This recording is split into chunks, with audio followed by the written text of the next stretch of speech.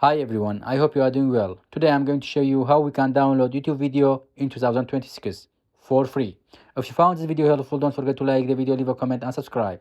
Now let's start. Tap the YouTube. That's home. You can select the video you want or from search bar, search for Learn English. Okay? Just search. Now you can find videos about English.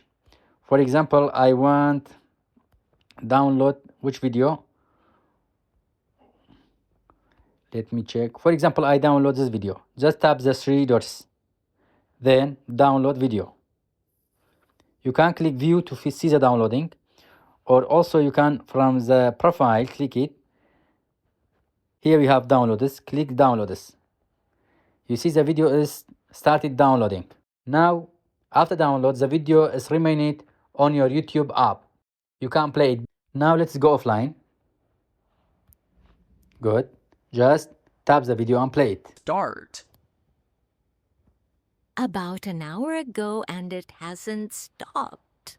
Okay. The video remains on your YouTube app. You can play it offline, but you can't export to your other apps.